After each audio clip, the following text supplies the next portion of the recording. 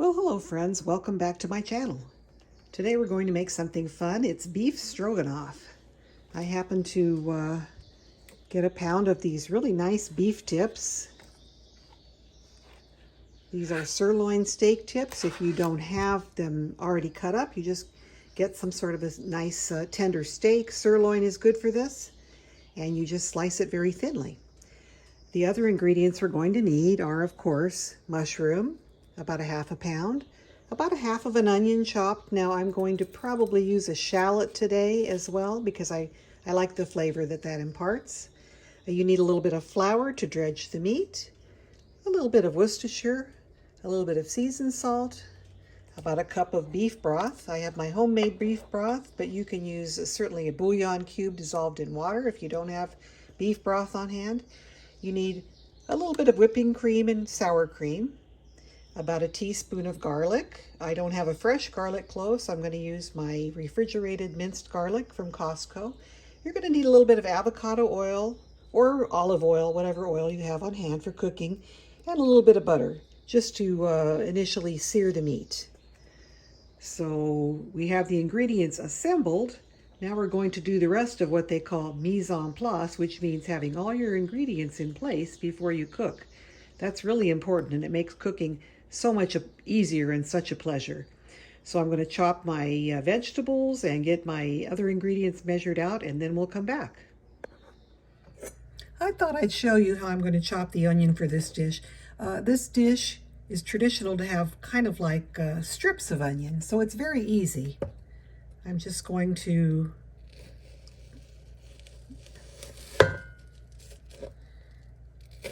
cut strips just like this. Nothing to it. And here it is. Nice little slices.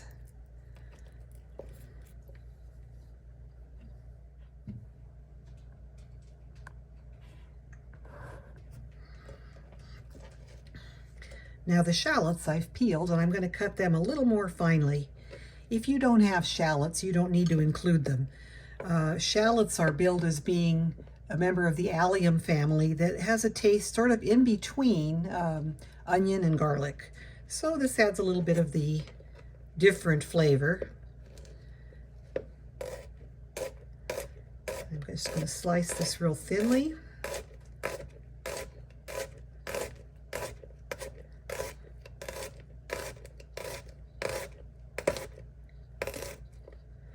If you don't have shallot, of course, you can use a little bit more onion, or you can just leave it out.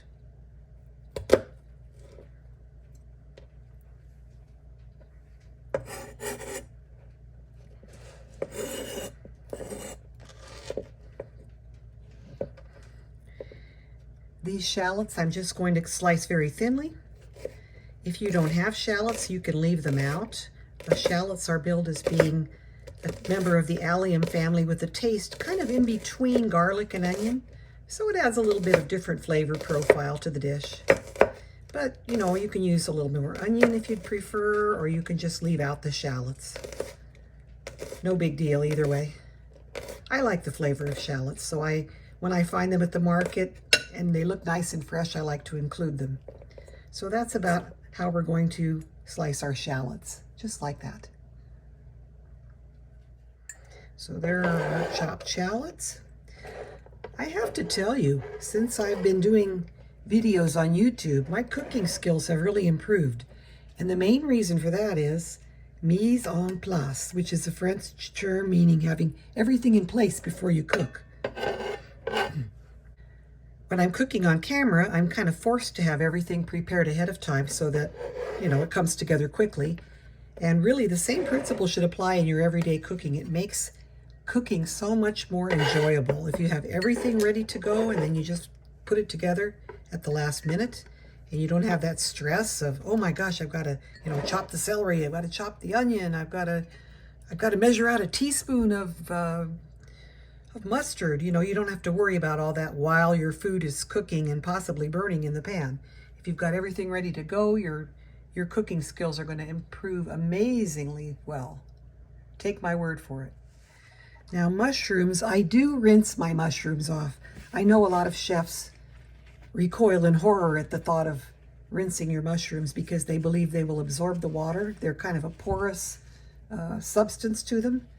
And yes, they will, but if you just rinse them quickly to get the dirt off, there's not much surface area that will absorb any moisture. I haven't cut these yet, but I do want to remove all the, all the dirty bits and bobs. Wash the surface off. This is food we're going to be eating after all, so you don't want it to have debris on it.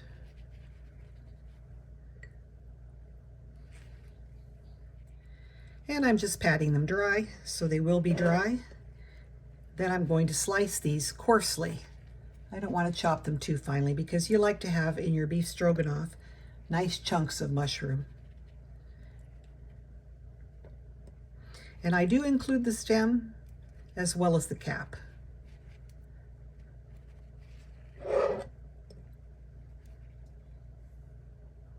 So you can see after drying them, there is quite a bit of debris on the mushrooms, even after I've rinsed them. And you can rinse them using a colander or whatever. But then I like to pat them dry because you don't want the wet mushrooms soaking up the moisture that's on them when you cut them. But I do think it's important to get them clean. So here's a little trick I've learned to help cut mushrooms a little more easily when you're slicing them. You just take a little slice off of the edge here. That's a perfectly good slice to use in our recipe. Now you've got this cut edge. You can just put the cut edge down. Your mushroom will just stand there and it won't move, and it's much easier to slice it then. A lot easier than trying to hold it still on a round end. And that's about how wide we're going to slice these mushrooms. I've got about a tablespoon of seasoned salt there, and we're going to put another tablespoon or two of flour. Mix these up. We're going to dredge our meat chunks through this seasoned flour. The flour is going to give the finished gravy a real nice substance. And if you put it in early, it gives it a chance to brown, and it kind of cooks off that raw flour taste when you add it at the beginning.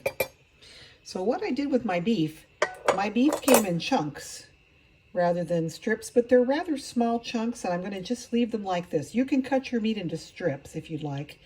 Recommended meats are like flank steak, sirloin steak. You can even use a more expensive steak if you want. Don't use chuck or anything that's tough, because this is going to not cook a long time to tenderize it. It's going to cook very quickly. So you want a fairly decent cut of meat that's not too tough and too inexpensive. So we're going to dredge some of these through the flour. It's easy too to put the flour in a bag and then toss it with the meat, but I didn't think to do that. Maybe I'll do that with the next batch. But let's coat these in the flour with our seasoning. And actually, after just using this first little batch of the beef chunks, I used up most of that flour and spice. So I would say probably closer to a quarter cup of spice and maybe a teaspoon of your seasoning, and mix it all together. I needed a little more than what I showed you initially. And because I know watching the process is kind of fun sometimes, I'm going to let you watch this get dredged here. If you're bored at this point, go ahead and fast forward.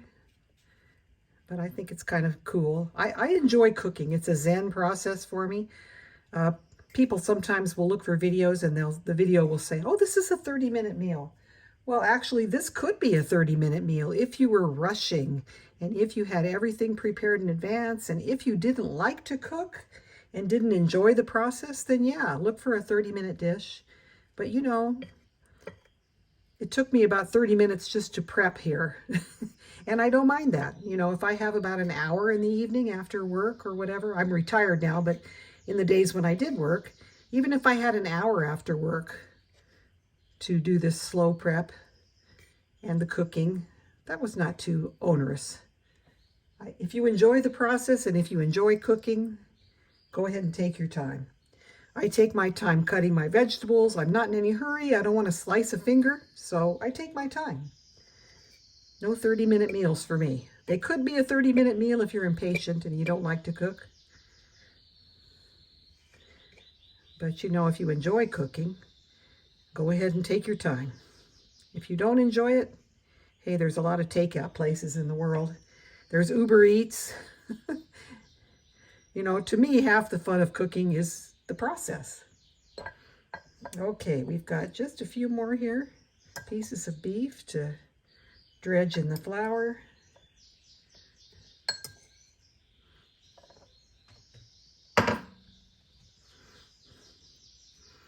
And again, I apologize for those impatient chefs. If you're impatient watching me dredge the flour, go ahead and just fast forward.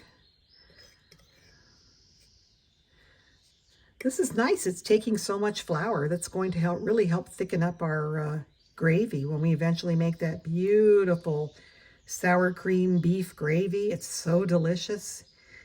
You can pour this gravy over mashed potatoes, or you can pour it over rice, or the traditional way is to use egg noodles. And I've got some water boiling. I'm going to serve this over egg noodles.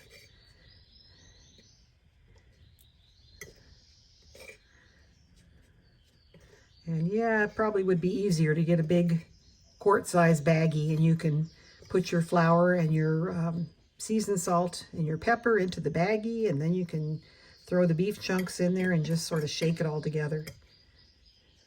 That's quicker. And that's a shortcut that's actually kind of fun. So if you enjoy cooking and enjoy the fun, throw this in a baggie and shake it up. Your kids might enjoy participating in that. Okay, I think these are just about coated nicely enough. We're going to heat our pan and start getting this the beef chunks browned. Okay, my pan is nice and hot. You can see it's smoking. And I'm going to add just a little bit of avocado oil. It's got a really high smoke point. Look at it's glistening already.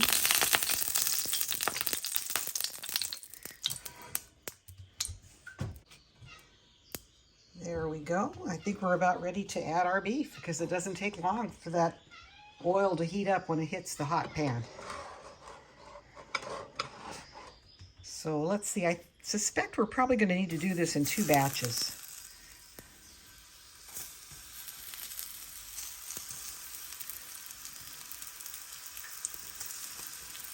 You don't want to crowd your beef in the pan.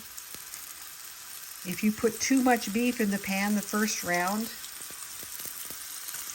it will cool the pan down and it will release a lot of juice and it will slow down the searing process. So we want to make the searing process pretty seamless. Okay, that's probably enough for our first batch. I've got another batch here to go in next. Let's just start with these.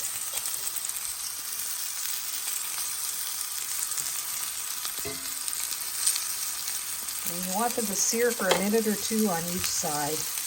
And since my pieces are kind of cylindrical, kind of rounded, I've got several sides to brown, but you can see there they're browning already on the one side.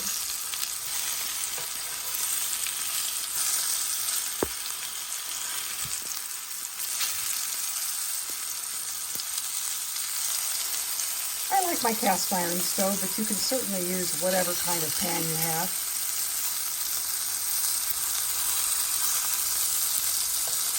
The non-stick pans are nice.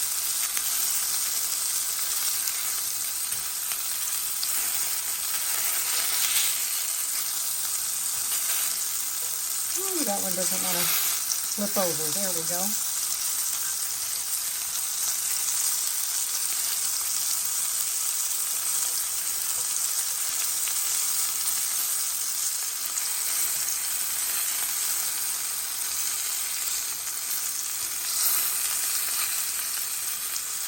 Okay, we're getting there. Since I've got big chunks, I'm going to cook these in here for probably about 3 to 5 minutes, somewhere like that. I don't want to just brown it, but I want it to fairly well be cooked through, because after this process of browning, it's not going to really cook anymore. We're going to just bring the sauce together, and it's not going to cook in the sauce. It's going to have to be done the way we prepare it in the beginning, if you know what I'm saying. So if you like it a little bit rare, you can do it that way here. You just brown the outside, sear the outside. If you like it more well done, you're going to have to cook it a little longer. I'm a fan of less well done meat, so I'm not going to cook mine that long. I'm just going to make sure all the outside edges are brown. That will still give me a pink inside, which I prefer. If you really want it to be well done, you should cook this in, you should cut the meat into thin strips. If they're in thin strips, it'll cook through pretty quickly, and you won't have to worry about it being cooked well enough.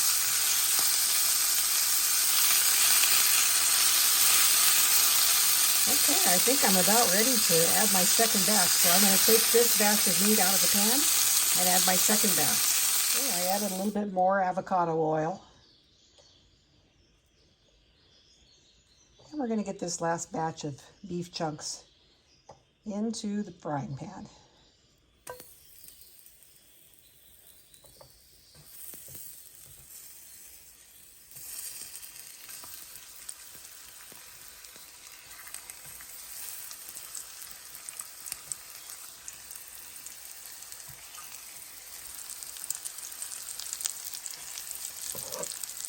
And I'm going to even add a little bit of extra flour because I see one that I didn't quite coat enough. Okay. I added a little bit extra avocado oil because my first batch kind of soaked it up. So let's let this second batch get kind of a little sear on the first side. Now, of course, once you sear the beef, you're going to put it onto a clean plate. You don't want to use any of your old plates that have the old meat juices or the raw flour. Okay, we've been searing for a couple of minutes. Let's get this flipped over.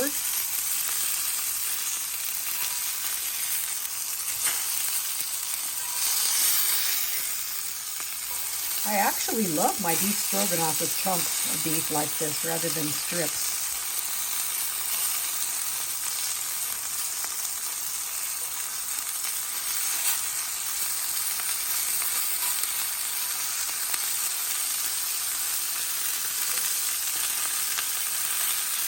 And you can kind of see why you don't want to put it all in at once. It's very difficult to turn the beef if you've got too much in the pan. And also it will release juices. It will cool the pan down to where, you're not searing anymore because of the amount of beef that you put in there has cooled the pan down because it's kind of chilly compared to the heat of the pan.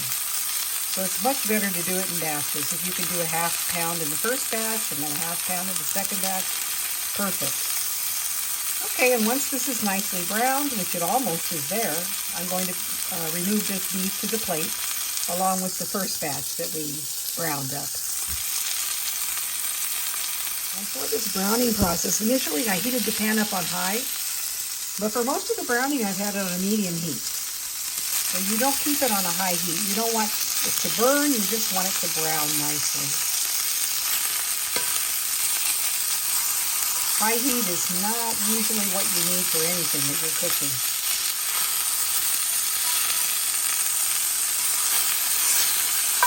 Alrighty.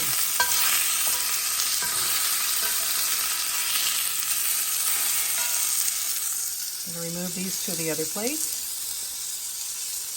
A beautiful, beautiful plate of brown steak.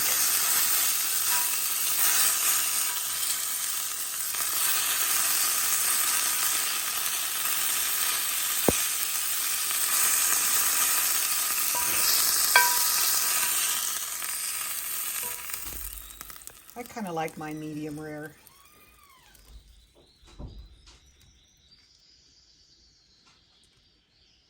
Okay, on to phase 2. So there's our beautiful beef. Kind of medium rare. I can see it's a little pink inside, which is fine with me. If you like yours more well done, cut your strips thinner or cook them a little longer. And now we're going to bring together the gravy and the vegetables, part of this dish. A little bit of butter, and let that kind of deglaze the pan. You could use oil if you don't want to use butter. I just figure a little butter. We've been using oil to this point. Butter adds a little different flavor to the profile. Then we're going to add our onions.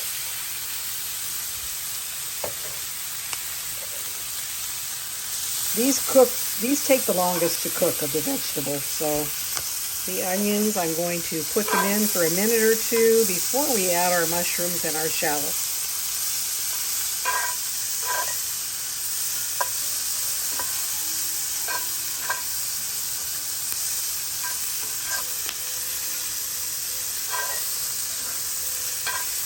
Isn't this a lovely Zen activity?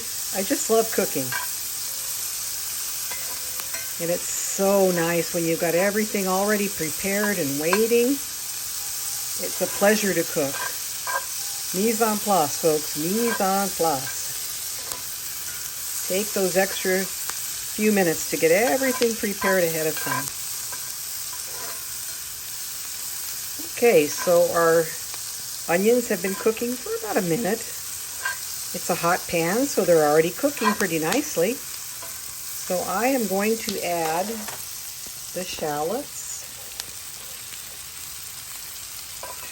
which, as you recall, is an optional ingredient. If you don't have shallots, you don't need to add them.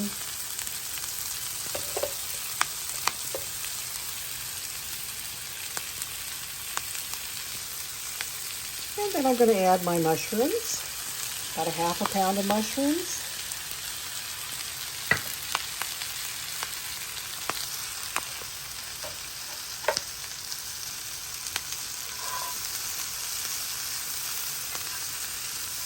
Look how beautiful that is already. Gorgeous. And you can see the butter and the onion juice sort of deglazes the pan from the meat that we had in there.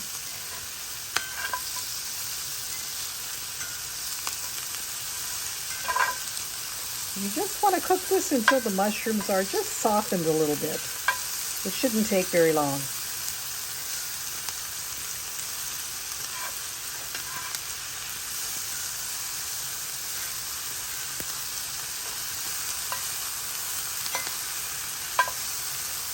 Oh gosh, this smells so good. So good.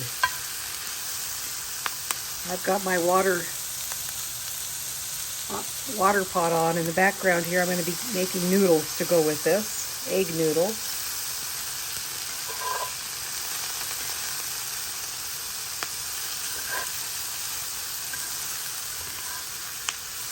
Nice. This is so nice. Just look at how delicious those mushrooms look. I use the brown cremini mushrooms. I don't know if I'm pronouncing that correctly. Cremini. You can use white mushrooms. You can use whatever mushrooms you've got on hand. I think the brown mushrooms have a little more flavor than the white ones. But whatever you've got is fine.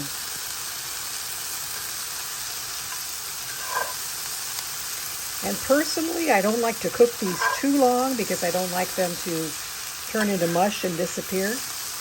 But I do want them to cook a little bit. So maybe a couple of minutes. And they're really getting there.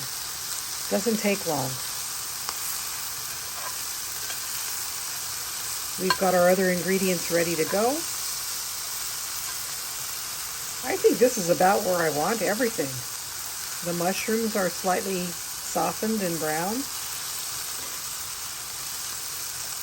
One last thing to add from the allium family, we're going to add our garlic. About a teaspoon of garlic. Garlic burns easily, so you want to add that at the end of the cooking process.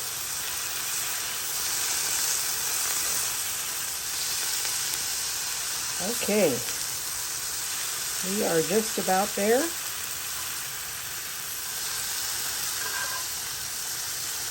You can see the vegetables sort of produce a little bit of their own liquid.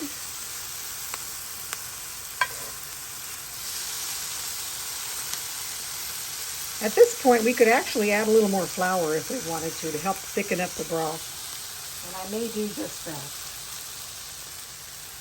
We've got a little bit of extra flour here. I have put some butter in the pan initially, so flour and butter together will make a nice roux.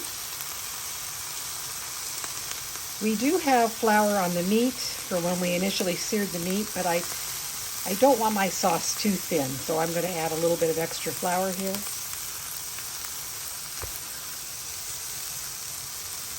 And you just want to cook that flour until it doesn't have that raw taste. So give this a minute here.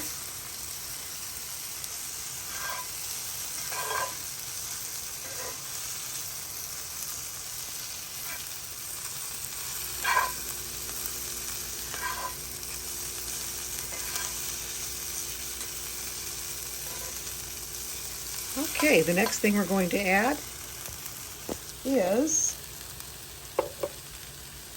our beef broth. So I have about a pint of my homemade beef broth. The whole thing went in.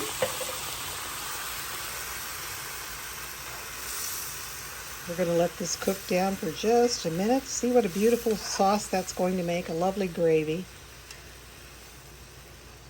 Our vegetables are about cooked just right. We added a little extra flour so it won't be too thin. It'll start to thicken as it cooks. Again, I have this sort of on a medium-high heat. I don't have it on a high heat. I didn't want to burn the vegetables.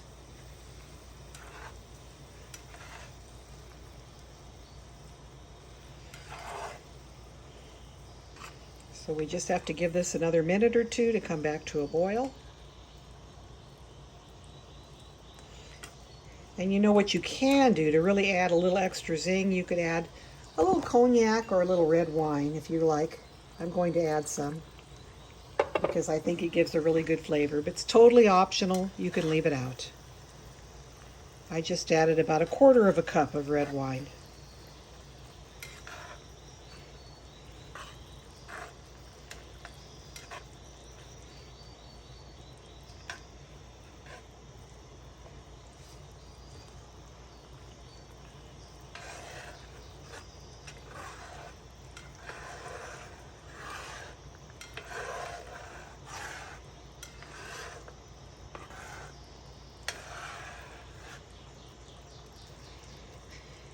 Oh, folks, if you could smell this. If only we had smell-o-vision. This just smells wonderful. Okay, it's coming back up to a boil.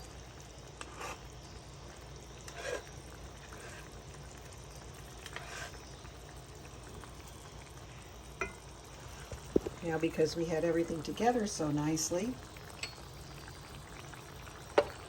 I've got my sour cream and my cream. I've got about 1/3 cup of cream, and we're going to add that.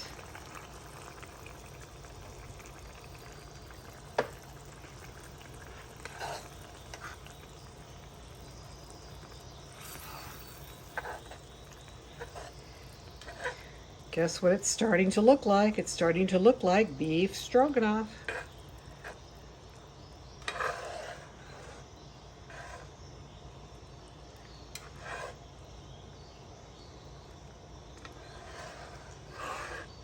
We're going to bring this back up to a boil. It shouldn't take more than a minute or so. You can see it's already bubbling here. And the sour cream is going to thicken this a little bit more.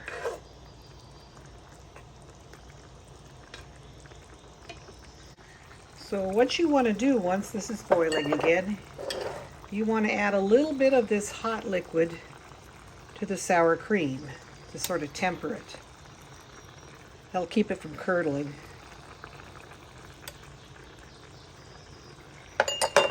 Mix this up.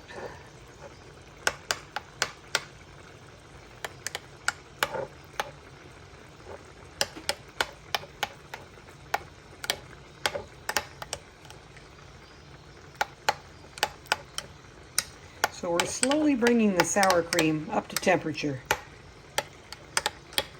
If you dump this in all at once, it might curdle, and you don't like that. That gives a bad appearance to the sauce.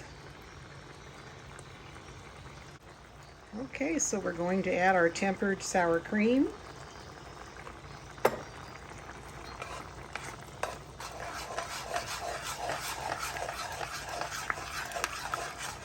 And sour cream really gives this its signature flavor.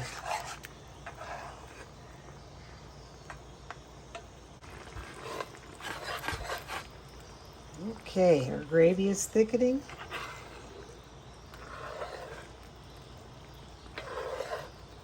Nice. We just want to let this cook another minute or so to kind of continue to thicken up here.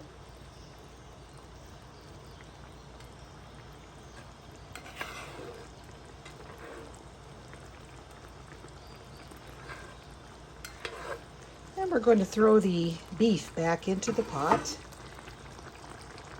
along with the juices. So it's going to cook a little bit more here. You might have been concerned when you saw how pink my beef was.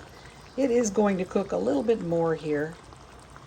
I'm going to turn this down to low and let it just simmer while I'm cooking my noodles.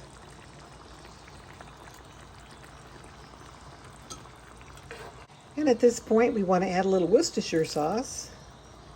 About a tablespoon, maybe 2 tablespoons. We've already got mushrooms to give it a good umami flavor, but the Worcestershire also adds a little bit more umami. And we want to add some Dijon mustard. About a tablespoon of Dijon mustard. The mustard gives it a little tang. Some people actually add horseradish.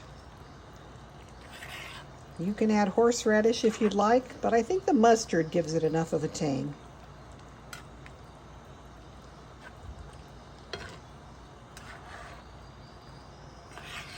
And this is going to thicken a little more as it sits here and cooks and melts together. There's flour on the edges of the beef chunks, so that's going to help to thicken this up as well. So we're going to just leave this simmering on a low heat while we cook the noodles, and then we'll come back when it's time to put everything together. Alrighty, our noodles are finished cooking. This sauce has been simmering on low for another 6 to 8 minutes or so. I'm going to actually turn the burner off. You can see how nicely that's thickened up. And our noodles are ready. So we're going to drain the noodles. I took advantage of the 5 minutes or so that I had to clean up my sink and do the dishes. I just have to do a little Ajax in the sink. So yeah, then you have no dishes to do after dinner. So take care of the dishes while you're waiting for the noodles to cook. Let's get the noodles into the colander here to drain. Okay, our noodles have been drained in the colander, nice and piping hot. A lot of people will butter them. I don't think it's necessary. We've got such a rich gravy to pour onto them. So let's get this plated up.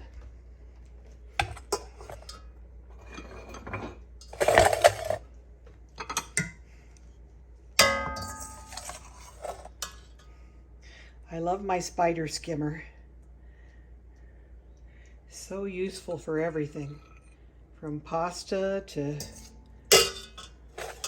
frying foods to whatever you want to do. That spider skimmer is an awesome tool. Okay, we've got our noodles on the plate.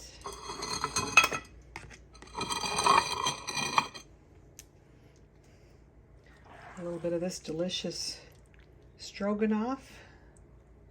Oh, that looks so good.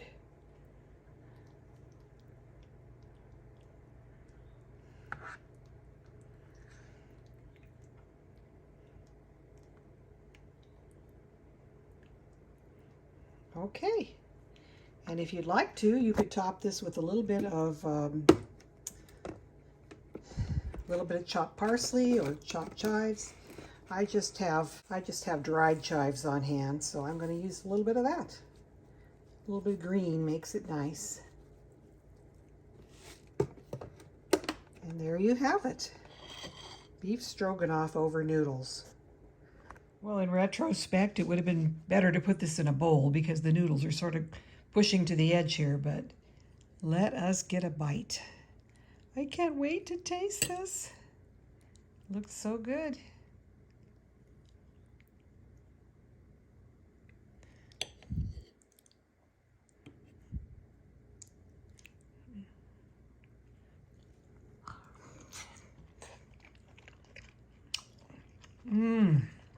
Oh, that is heavenly. So good. So good.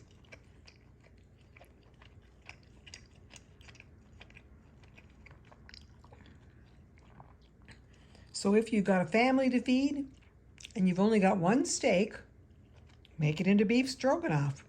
Enough meal here for 4 people. Really delicious. It tastes great. Your family's going to love it. And no, it's not a 30-minute meal. It's maybe an hour and 30-minute meal with all the prep and everything. But hey, it's worth it. Made with love. Okay, take care. I hope to see you all again in my next video. Don't forget to like and subscribe. Bye-bye.